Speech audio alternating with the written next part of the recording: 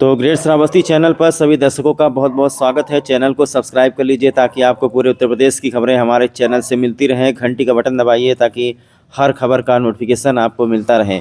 और दोस्तों, पूरे देवी पाटन मंडल में बहुत ही भयंकर बरसात हो रही है। हालांकि किसान भाइयों को काफ़ी फ़ायदा हुआ है। किसान भाई सोच रहे थे कि शायद इस बार इतनी भीषण भयंकर गर्मी हुई है तो कहीं सूखा न पड़ जाए और बाद में महंगा तेल पेट्रोल डीजल खरीद करके फिर पानी चलाना पड़े।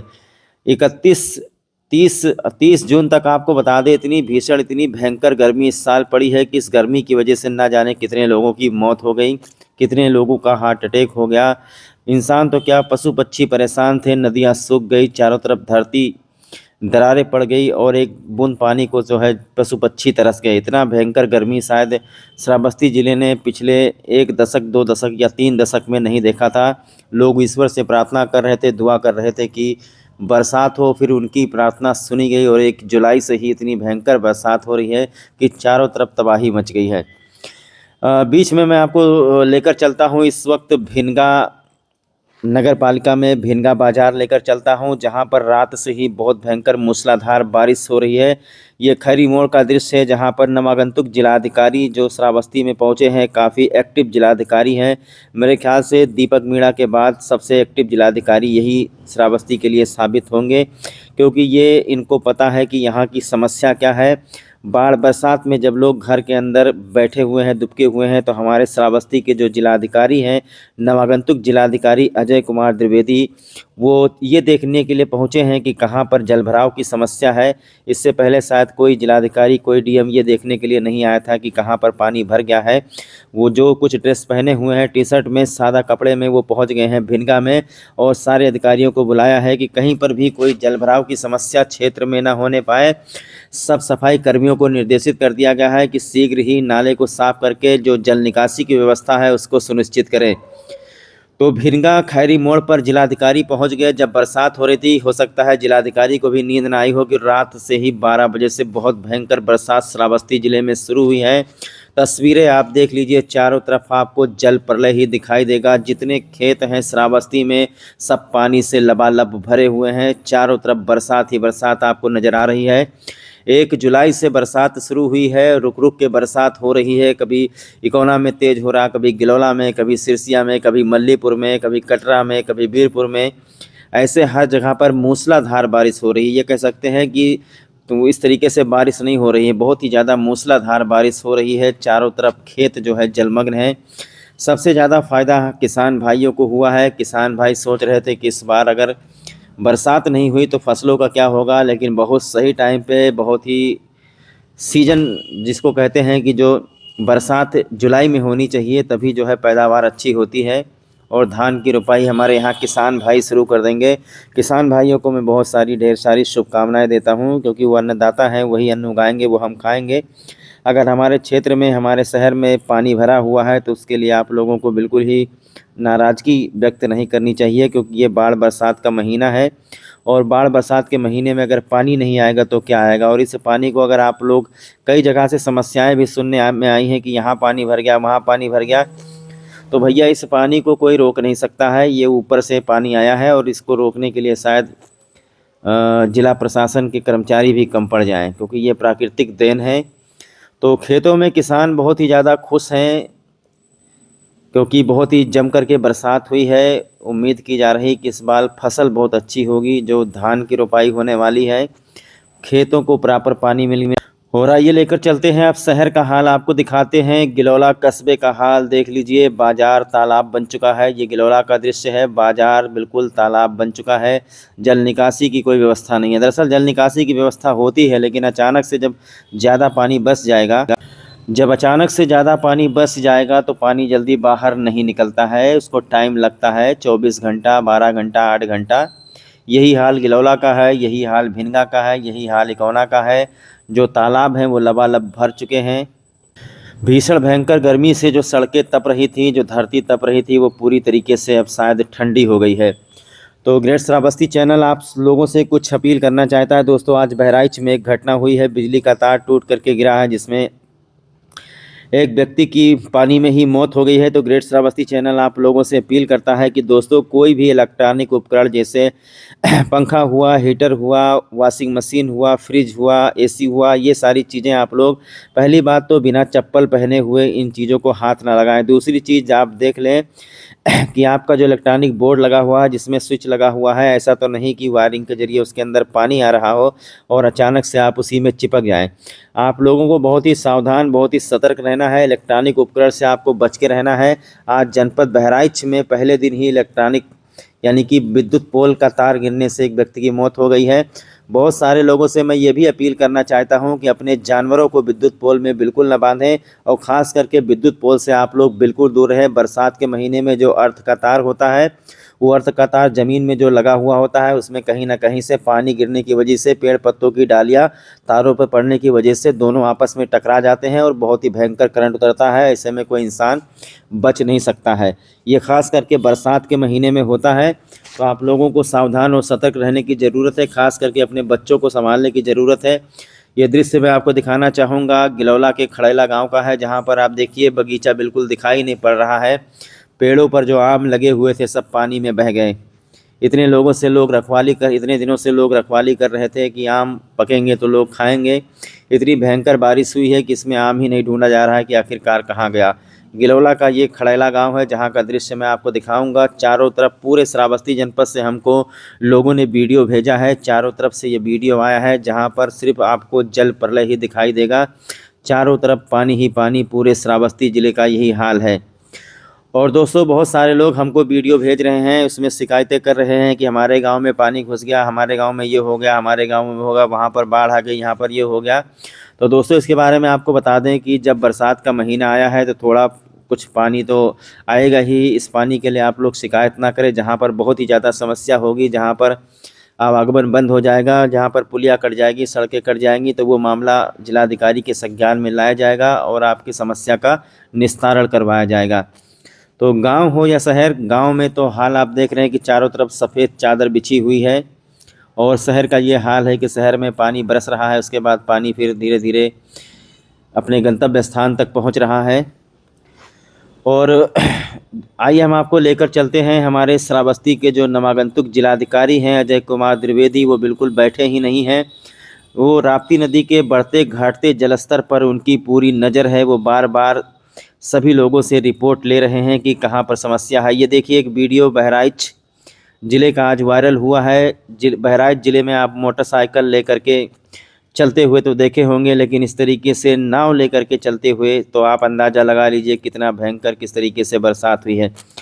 और आइए आपको लेकर चलते हैं, सीधा दिखाते हैं। जिलाधिकारी श्रावस्ती अजय कुमार द्विवेदी जो है पहुँचे हैं कटान क्षेत्रों में, जहां पर कटान हो रही है, जहां पर संभावना है कि यहां पर नदी कट सकती है और समस्या विकराल हो सकती है। वहां पर पहुंच करके जिलाधिकारी ने पहले से ही रिपोर्ट ले ली है। जैसा मैंने आपको बताया कि इनसे ज़्यादा एक्टिव जिलाधिकारी शायद श्रावस्ती में कोई नहीं आया था। ये कीचड़ में चल रहे हैं, जहां पर बाढ़ प्रभावित क्षेत्र है वहां का दौरा कर रहे हैं। वहां अपने अधिकारियों को, कर्मचारियों को निर्देशित कर रहे हैं कि किसी भी माने में, किसी भी दशा में इस बार पिछले साल की तरह स्थिति ना आने पाए। सारा कागज़ वहीं पर मंगवाया है, सारे लोगों से यहीं पर रिपोर्ट मांगी जा रही है, सारे लोगों को यहीं पर जिलाधिकारी ने डायरेक्शन दिया है कि इस बार बाढ़ से निपटने के लिए नवागंतुक यंग जिलाधिकारी तेज तर्रार जो जिलाधिकारी अजय कुमार द्विवेदी पहुँचे हैं, वो सब चीज़ पर अपनी नज़र बनाए हुए हैं। कहीं से भी किसी को कोई समस्या न होनी पाए। कहाँ पर बाढ़ प्रभावित क्षेत्र है, कहाँ पर बाढ़ चौकी बनानी है, कहाँ पर क्या करना है, ये सारी रिपोर्ट जिलाधिकारी आज सबको बुला करके ऑन द स्पॉट ले रहे हैं। इससे पहले कभी कोई बाढ़ बरसात में पहुंचता नहीं था, लेकिन चूंकि डीएम खुद पहुंच गए हैं तो सबको आना पड़ेगा और सबको एक प्लान बनाना पड़ेगा और इस ज़िले को बाढ़ से बचाना पड़ेगा। अगर मान लो बाढ़ आ जाती है, अगर बाढ़ की संभावना होती है, अगर नेपाल में बरसात होती है, पहाड़ी नाले उफान पर आते हैं या कुछ ऐसा होता है, अगर ऐसी कोई समस्या आ गई तो उससे निपटने के लिए जिलाधिकारी अजय कुमार द्विवेदी पूरी तरीके से अपने टीम के साथ में तैयार बैठे हुए हैं।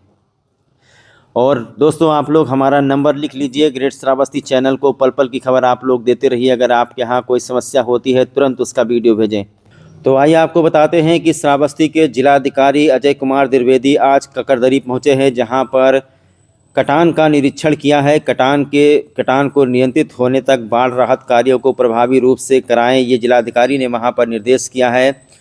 श्रावस्ती जिलाधिकारी अजय कुमार द्विवेदी ने तहसील भिनगा के सरयू नहर खंड 6 श्रावस्ती के अंतर्गत राप्ती बैराज के अपस्ट्रीम बाएं बैक पर स्थित ककरदरी ग्राम सभा व भारत नेपाल सीमा में हो रही कटान क्षेत्र का निरीक्षण किए हैं तथा संबंधित अधिकारियों को कटान रोधी कार्यों को तेजी से पूरा कराने हेतु आवश्यक दिशा निर्देश दिए हैं। निरीक्षण के दौरान शासकीय अभियंता द्वारा जिलाधिकारी को अवगत कराया गया कि रिवर एज की कटान को रोकने हेतु सीमेंट की खाली बोरियों में मिट्टी बालू भरकर नायलॉन क्रेट में डालकर बल्ली प्लाइंग बम्बू ब्रेसिंग के प्लेटफार्म में डंप करके कटाव कार्य को नियंत्रित किया जाएगा। कटाव को स्थायी समाधान के लिए आगामी उत्तर प्रदेश राज्य बाढ़ नियंत्रण परिषद की समिति में कटाव निरोधक कार्य की परियोजना प्रस्तुत की जाएगी। इस पर जिलाधिकारी द्वारा निर्देशित किया गया है कि कटान के नियंत्रण होने तक बाढ़ राहत कार्यों को प्रभावी रूप से कराया जाए एवं अस्थायी समाधान के लिए परियोजना प्रस्तुत की जाए। निरीक्षण के दौरान अपर जिलाधिकारी अमरेंद्र कुमार वर्मा, उप जिलाधिकारी भिनगा पीयूष जायसवाल, शासकीय अभियंता सरयू नहर खंड 6 विकास शिरोमणि सिंह, सहायक अभियंता सरयू नहर खंड 6 अशोक कुमार, जूनियर इंजीनियर सरयू नहर खंड 6 रवि कुमार यादव सहित अन्य कर्मचारी उपस्थित रहे। और फिर जिलाधिकारी श्रावस्ती अजय कुमार द्विवेदी ने रात्रि से हो रही बारिश के मद्देनज़र बहुत ही सुबह उठ करके भिनगा नगर पहुंचकर खैरी मोड़ ईदगाह तिराहा सीएमओ कार्यालय के निकट भ्रमण करके जलभराव की स्थिति का जायजा लिया और कुछ जगह पर जलभराव की स्थिति पाए जाने पर शासकीय अधिकारी नगर पालिका को निर्देशित किया है कि शहर में किसी भी जगह पर जलभराव की स्थिति उत्पन्न न हो, इसका व्यापक इंतजाम कर लिया जाए। उन्होंने ये भी निर्देश दिया है कि अधिकारी अपने अपने क्षेत्र में भ्रमणशील रह करके जलभराव स्थिति का जायजा लेते रहें और जल निकासी के लिए इंतजाम सुनिश्चित करते रहें। उन्होंने ये भी बताया कि नगर ग्रामीण क्षेत्रों में जलभराव की समस्या है तो कलेक्ट्रेट स्थित कंट्रोल रूम के नंबर 8545 092 198 पर जानकारी आप दे सकते हैं। 24 आवर ये मोबाइल संचालित रहेगा। जायजा लेने के दौरान अध्यक्ष नगर पालिका परिषद भिनगा इरफान अहमद, शासकीय अधिकारी नगर पालिका परिषद डॉक्टर नीता शुक्ला सहित अन्य कर्मचारी मौजूद रहे। तो जिलाधिकारी ने भी इस मामले को बहुत ही गंभीरता से लिया है, ये बरसात वाला प्रकरण, और लगातार वो एक्टिव हैं इस वक्त क्षेत्र में। और इसके बाद आइए आपको लेकर चलते हैं श्रावस्ती जनपद के मल्लीपुर में राप्ती बैराज पर, जो हमारे श्रावस्ती का राप्ती बैराज है, जहां से हमको पता चलता है कि नेपाल ने कितना पानी छोड़ा है, कितना पानी हमारे श्रावस्ती ज़िले के लिए खतरनाक साबित हो सकता है। यहाँ पर मशीनें लगी हैं, उपकरण लगे हैं और नेपाल की पहाड़ियों से आने वाले पानी पर लगातार नज़र रखा जा रहा है। बरसात की पानी से तो कभी यहाँ पर बाढ़ नहीं आता है, जब भी नेपाल पानी छोड़ता है तभी हमारे श्रावस्ती में बाढ़ आता है। ये आप लोगों ने पहले भी देखा हुआ है। तो राप्ती बैराज पर यहाँ पर बाढ़ खंड के अधिकारी, सरयू नहर खंड के अधिकारी सब उपस्थित हैं। राप्ती नदी के घटते बढ़ते जलस्तर पर लगातार जिलाधिकारी अजय कुमार द्विवेदी नज़र बनाए हुए हैं। यहाँ पर कैमरा भी लगाया गया है, वायरलेस कैमरा, सब कुछ इंटरनेट माध्यम से यहाँ पर लैस है। अगर यहाँ पर राप्ती नदी का जलस्तर बढ़ता है या घटता है तो तत्काल इसकी जानकारी जिलाधिकारी को और इससे संबंधित विभागीय अधिकारी को हो जाती है। तो राप्ती बैराज पर आपको सीधा लेकर के आए हैं। चूँकि अभी तक राप्ती नदी का जलस्तर ज़्यादा बढ़ा नहीं है, लेकिन खतरे के निशान को धीरे धीरे पार करने की तरफ आगे बढ़ रहा है। अभी 127.60 है, लेकिन खतरे के निशान से 10 सेंटीमीटर शायद कम है।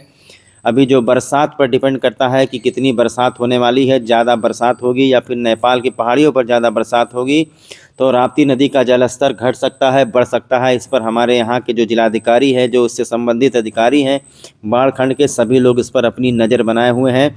अगर कोई ऐसी स्थिति आती है कि राप्ती नदी का जो जलस्तर है वो 150, 150 या 200 सेंटीमीटर ऊपर चला जाता है तो समझ लीजिए कि श्रावस्ती में बाढ़ आएगा, क्योंकि पिछली बार ऐसा हुआ था कि 100-150 सेंटीमीटर ऊपर चला गया था।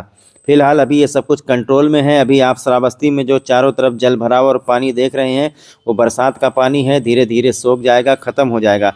लेकिन अगर कहीं नेपाल ने पानी छोड़ा इसी बीच, या नेपाल की पहाड़ियों पर ज़्यादा बरसात हो गई या पहाड़ी नाले उफान पर आ गए, तो अब श्रावस्ती का हाल बेहाल हो जाएगा, जैसे पिछले साल 2 साल पहले हुआ था। फिलहाल अभी किसी को चिंता करने की ज़रूरत नहीं है। और जैसा मैंने आपको बताया, एक चीज़ और आप लोग ध्यान में रखिएगा कि जो लोग नदी के किनारे, नाले के किनारे या नौखान के किनारे इस तरीके से बसे हुए हैं, रह रहे हैं, वो अपनी सुरक्षा स्वयं कर लें। क्योंकि पिछले साल बाढ़ में आपने देखा इतने संसाधन मुहैया नहीं कराए जा सके थे, सब जगह रेस्क्यू टीम नहीं भेजा जा सका था। बहुत लोग तो 3-3 दिन तक पानी में सो करके वहाँ से लौटे हैं।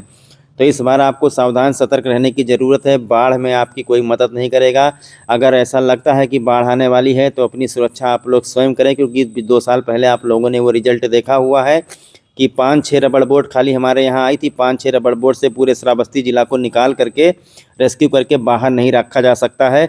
कुछ अपने आप लोगों को करना होगा। नदी के किनारे घर बना है तो घर छोड़ दीजिए, नातेदारी रिश्तेदारी में चले जाइए। जब पानी ख़त्म हो जाएगा तब आइएगा। बहरहाल अभी बाढ़ जैसी कोई संभावना है नहीं। अगर ऐसी कोई बात होगी तो ग्रेट श्रावस्ती चैनल आपको सबसे पहले इतला कर देगा। दूसरी चीज़ मैं आपको बताना चाहूँगा श्रावस्ती के लोगों से कि अपने बच्चों का आप लोग ख्याल रखें। आपके बच्चे पुलिया पर जा कर के पानी में छलांगे न मारें। और देखा गया है कि बहुत सारे बच्चे गाय बकरी भैंस चराने के लिए सड़कों पर चले जाते हैं, वो नहाने लगते हैं। उनको आप लोग सावधान करिए, सतर्क करिए, विद्युत पोल से दूर रहें।